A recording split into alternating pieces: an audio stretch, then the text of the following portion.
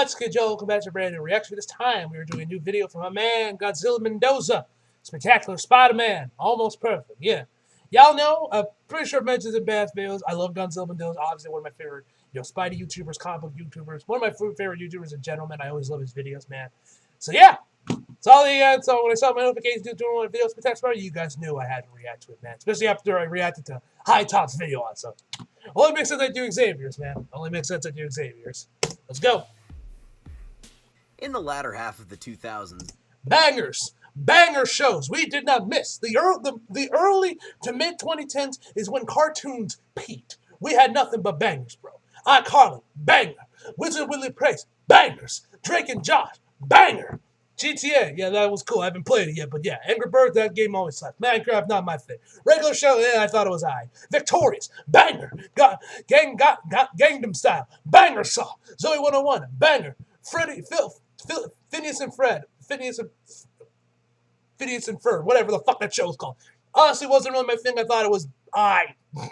Toy Story 3, banger. Never watched Mad Ammo and Orange, whatever. Ned's Declassified School Survival Guide, banger show. BTR, banger. SpongeBob, banger. Always thought Fairly Odd Parents was kind of mid. Zeke and Luther, that was a good show. And yeah, bangers. The Looney Tunes show, that was pretty good. I've heard a lot of great things about the show. I watched a couple episodes of it. Wasn't really my thing. I thought it was alright. The Sam Raimi Spider-Man trilogy by Columbia Pictures and Sony bangers is finally winding down as the studio gets into uncertain territory about the fourth film. Spider-Man's hit big in the world of video games with multiple open-world hits in a row, and the time has come for another animated series to keep the brand invigorated and alive as we wait to see what the next movie becomes. So, cartoon vets Greg Weisman and Victor Cook were tasked by Sony to create a serialized Spidey TV series to fill in the gaps and breathe in some new life for the character after his last cartoon outings all kept him relatively the same as a college-age superhero. Believe it or not, putting him back in high school was not an incredibly annoying decision at that time. He was in high school for barely any of the movies, hadn't been there for decades in the comics, and the video games barely had time to show any of his life at home. So, Cook and Weisman took Spidey back to his roots as a 16-year-old high school superhero. But the plan for the series to span time through his school career from fall to summer vacation each year until he's graduated and moving on to college. They had a lot of big multi-year plans for this series that we'll talk about later. And I felt that was conducive to stronger storytelling because nothing felt like it came out of left field. The foreshadowing was implanted for everything that happened in the series, and it introduces characters long before they become relevant. So when they do take the center stage, you're like, oh yeah, I've seen that guy like 3 or 4 times before in the background. This show is a masterclass in setup and payoff. You can thank me later, dude. Yo! We all know now that these long-term plans didn't exactly come to fruition, as the show was canceled after 2 seasons due to the Disney and Marvel merger in 2009. And often the only conversations we have about this show revolve around that cancellation and how much we all wish it would come back. But you've got to be realistic and come to terms with the fact that this isn't really likely going to happen. Instead of being the millionth video encouraging a hashtag campaign to bring it back, let's just talk about what the show did and didn't do that made it so unique and appreciate it for what it is instead of lingering on what it unfortunately could have been. Yeah, right. And yeah, what else is there to say? Spectacular Spider-Man is almost perfect. The Spectacular Spider-Man shows this show's take on Spidey as he grows and matures through his high school career, as well as develops complex relationships with a massive cast of side characters that are all really strongly characterized. Every person he comes in contact with is an interesting and fleshed out character that could have multiple episodes about them too. But of course no one overshadows Peter Parker himself. This is a fantastic take on Spidey. He's angsty but not too angsty, he's smart but not too smart, he's a nerd but not like a socially inept loser. He's also comic accurate in that he can't walk 2 feet without a girl falling in love with him. Don't you just love my balls? Sticky wet balls coming at you! He's flawed and makes genuine mistakes in this show that can't be rationalized away, and he learns from those mistakes. But he's still a lovable character. Of all the cartoons, I'd say this is definitely the richest and most complex take on Peter that translates him pretty much perfectly from the comics. Every adaptation focuses on specific traits in particular, but this one is the most well-rounded and complete translation I can think of. That spot-on Parker writing goes hand in hand with this well-developed cast of friends and begrudging ally frenemies. His home life is so crucial because it sets him apart from other heroes. Subtle things like the multi-episode arc beginning with him being admonished by Aunt May for staying out too late on a school night. You're to be home by 10 o'clock. That's my bedtime. But Aunt May... If you're late, you call. And in the following episodes, having to call if he's up past his curfew. It's slow going, but I'll be home soon. I hope so. The weatherman predicted rain. You don't have your umbrella. Just somehow I doubt an umbrella would help. Little things like that make it feel more real, like he's a real kid. I love that this show managed to accurately show the evolution of enemies to friends that Peter and Flash Thompson have, in a way that felt natural and not forced or too quick. If you're hanging up on the she-geek, that proves you're still a stuck-up egghead. A guy who can't even see when his friends are trying to help. They even went so far as to adapt Harry Osborn's battle with drug addiction while also keeping it within the bounds of cartoon content restrictions. This is the only thing to ever adapt that arc. It's crazy. Like, even Semper couldn't finagle something like that. They just swapped out the heroin with a fictional performance-enhancing drug developed by Oscorp that he uses to get better at sports and improve his grades.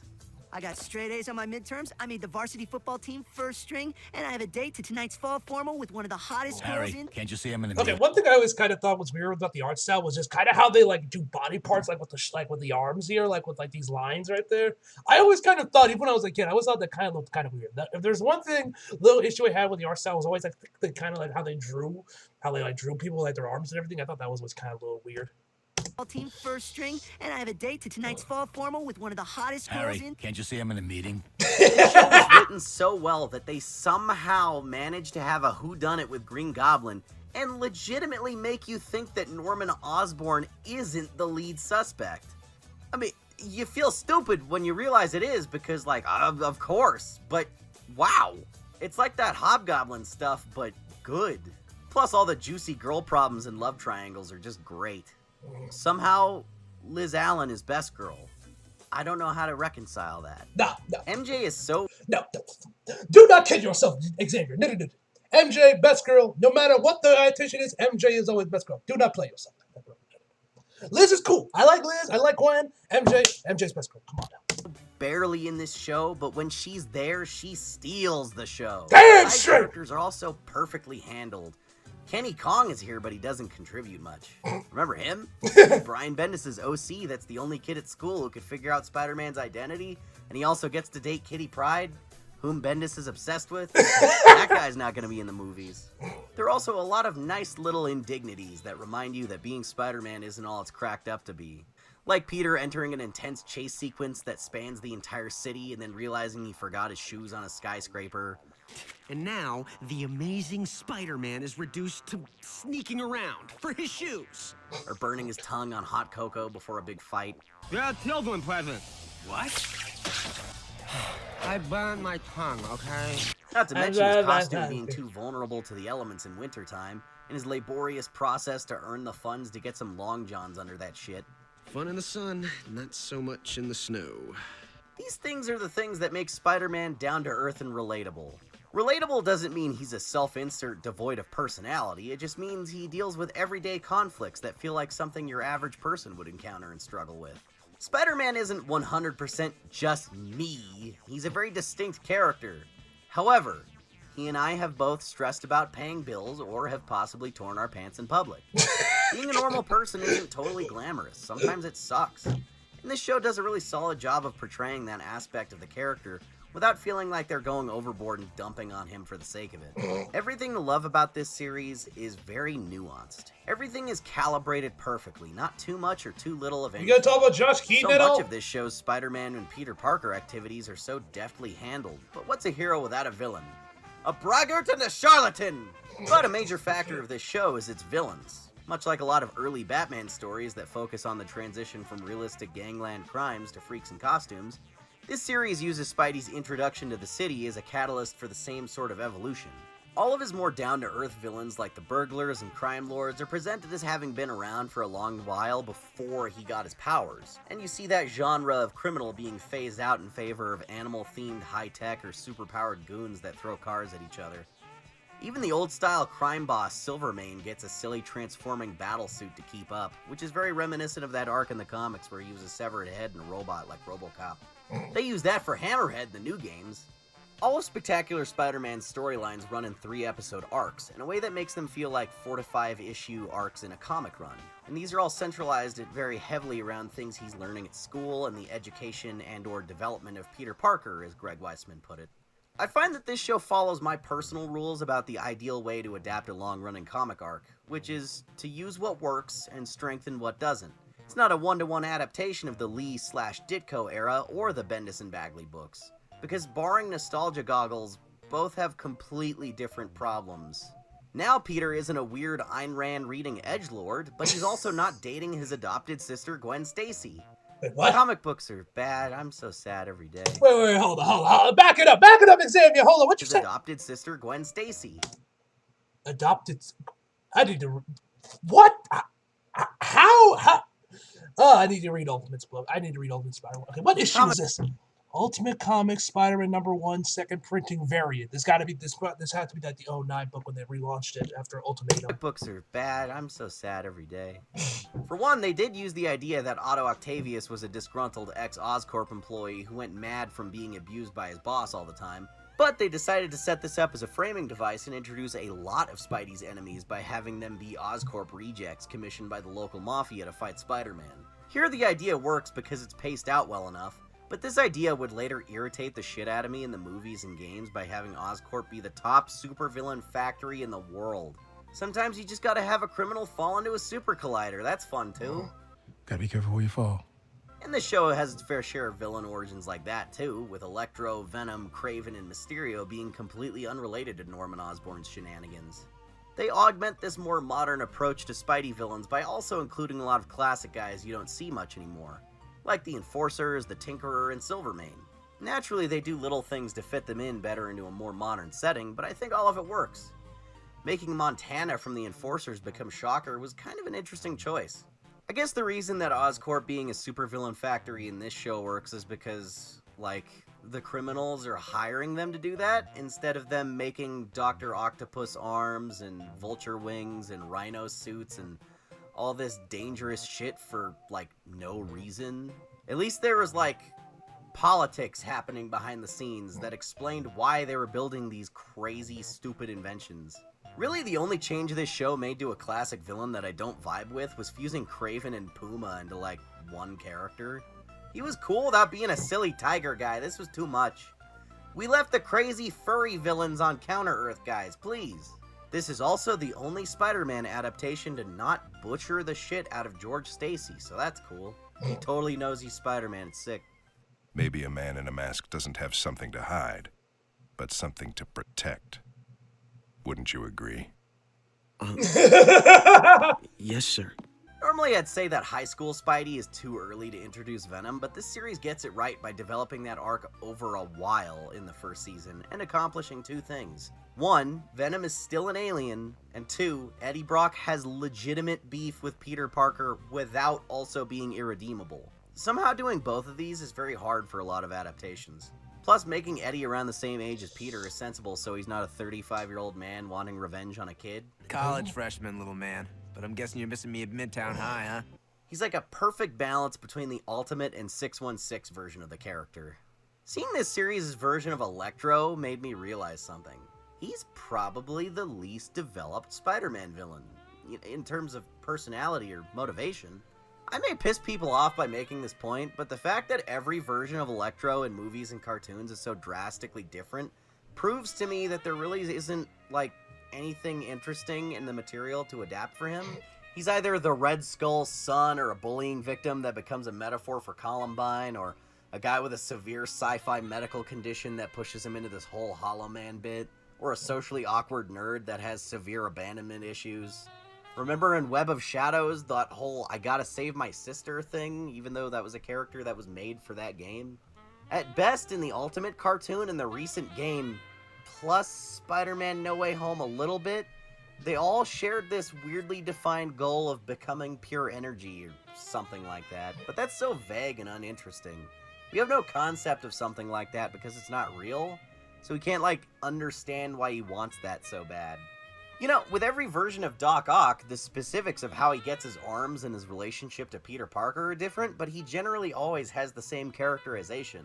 With Electro, it's always some random nonsense that has nothing to do with the comics because there's, like, nothing to adapt.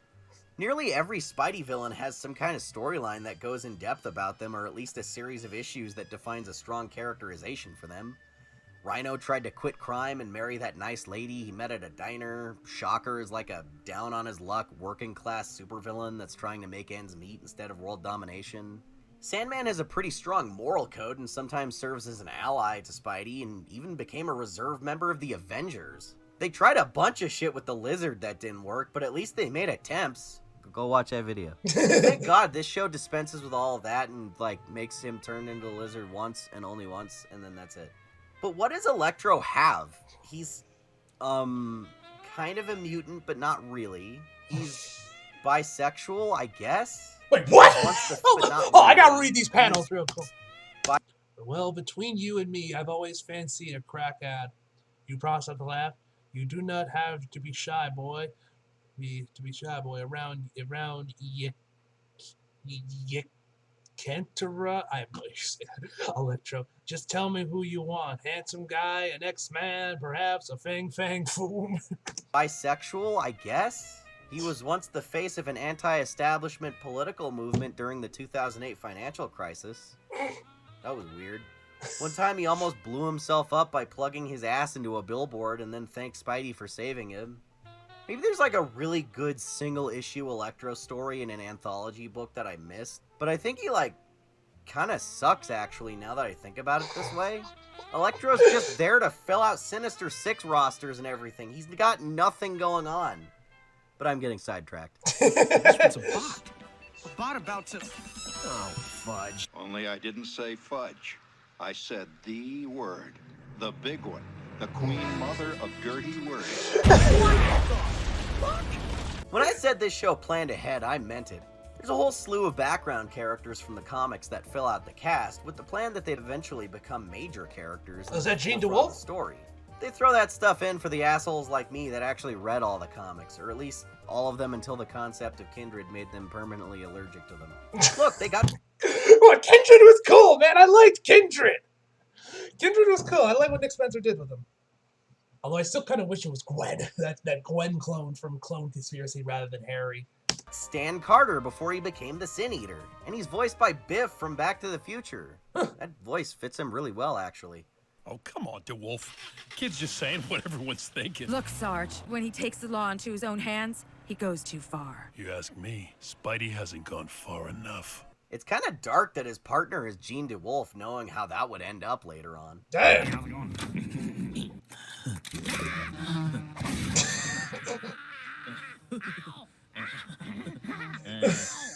Sorry. I missed. Let this be like a wake-up call to turn your life around. Butthole. Ow. Is this Beavis and Butthead? God is great, God is good, and we thank him for our food. Look, we got Cletus Cassidy over here in this institution for deranged criminals. He doesn't talk, but you know he probably murdered his grandma in this continuity too. There's Hydro Man, voiced by Bill Fagerbakke. When we're clear, I remote activate the countdown, and cascading detonations bring the building down in its own footprint. Roderick Kingsley, the guy who is actually the Hobgoblin instead of the 7 other guys we thought it was. I've heard somewhere that this sleazy reporter guy is actually meant to be Mac Gargan before Jonah ruined his life. We even got Miles Warren preparing for clone shenanigans by messing with people's DNA. They were gonna do the Clone Saga, and that... Wait, fans submit questions during an AMA with Greg Land. Final question, would Miles become the Jackal? If so, would he do something like the Clone Saga and make Ben Reilly? I'm a huge Scarlet Spider fan, and I was really hoping we'd see him. Greg responds. Blows my mind. Ditto. I guess that's yes. I know people used to trash this show for its really unique art style, but I've learned to love it with time.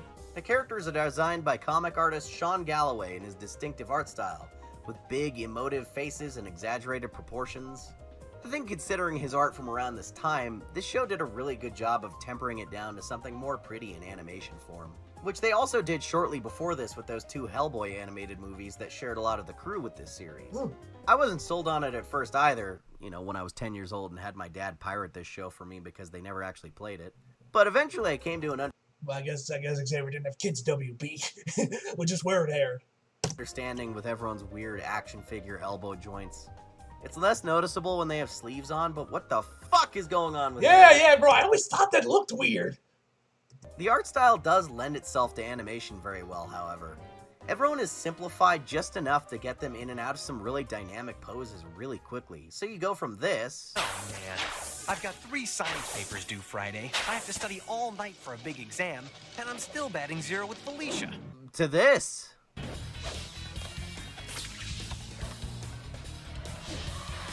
Spidey hasn't moved like this in 2D before or since. The fight choreography in this series is only rivaled by the MTV Spidey. If there's anything I still can't quite reconcile with the look of this show, it's the very earthy, muddy color palette that felt like a lot of shows from around this time.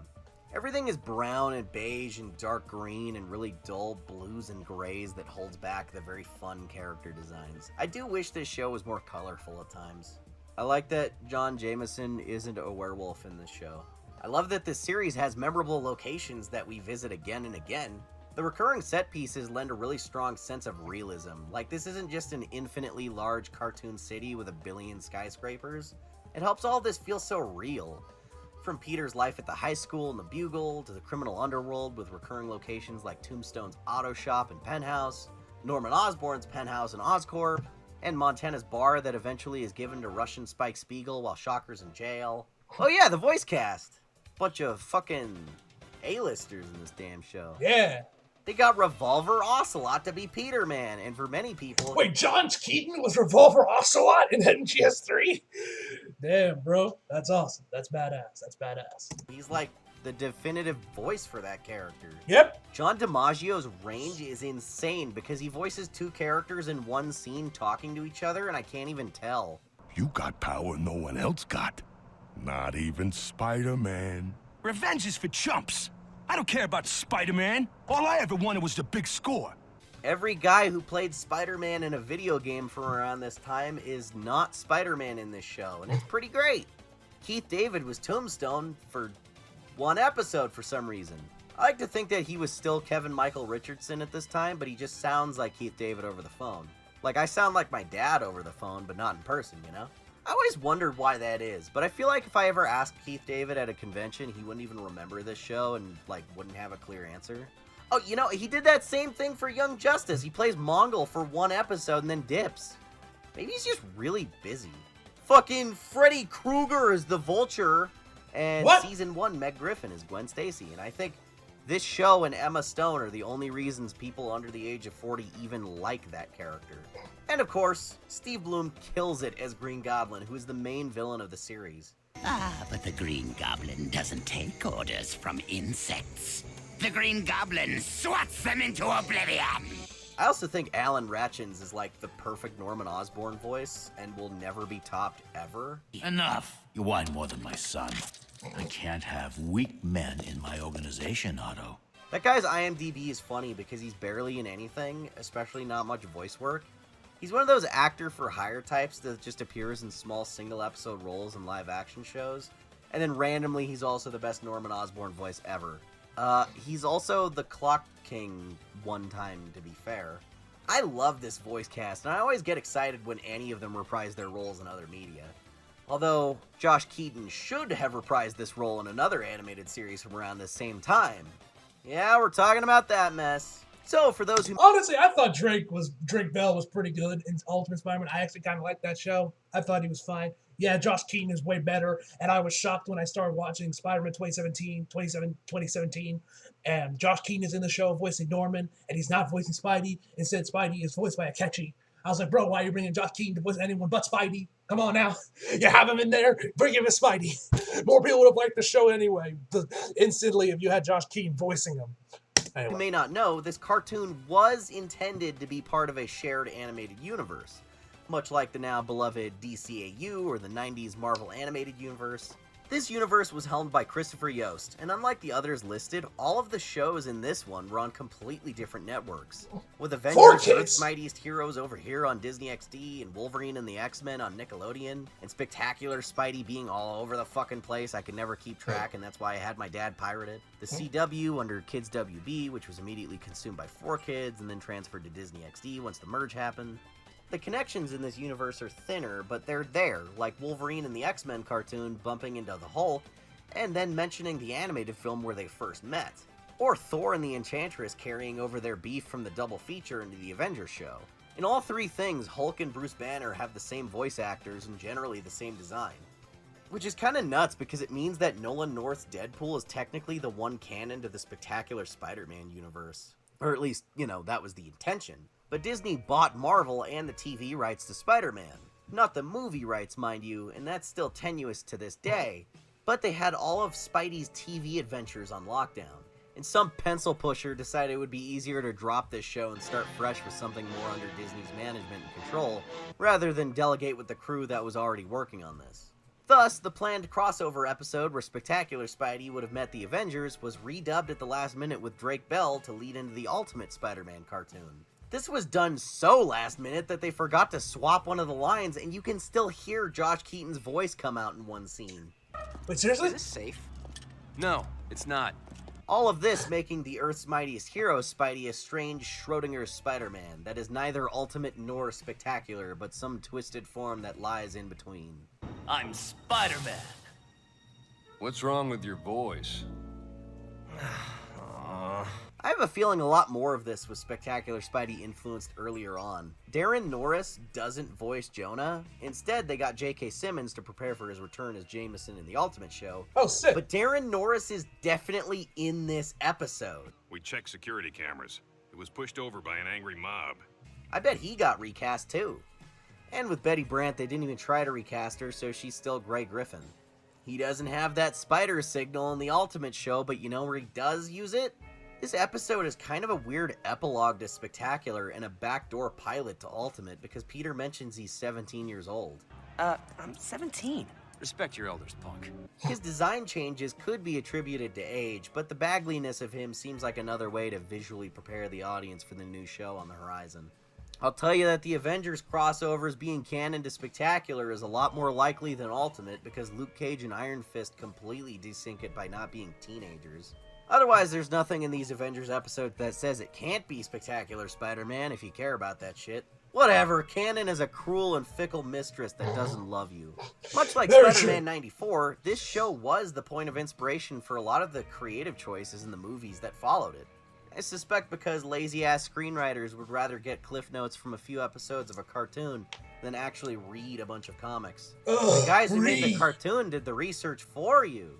So, we got Scientist Gwen Stacy, Max Dillon's powers coming from electric eels, Oscorp building Rhino's suit, Montana being Shocker in Homecoming, Vulture trying to get revenge on a rich guy that wronged him when he was just a scientist, Ned Leeds' redesign as an Asian American, blindfolded Spidey beating Mysterio by just not looking at all of his holograms, and Mysterio working with Tinkerer and Chameleon, etc. I did say almost perfect, so I need to find things to complain about because everyone thinks I'm the angry negative guy, I guess. Even though the majority of my videos are about things I like in the last 3 years. What are some things that aren't Yes, awesome what do you about not the like show? about this masterpiece of a show? Sometimes the music choices feel really dated like stock music from the time. And other times it seems like the composer just gave up and reused some of his work from Batman Beyond. Hit the alarms!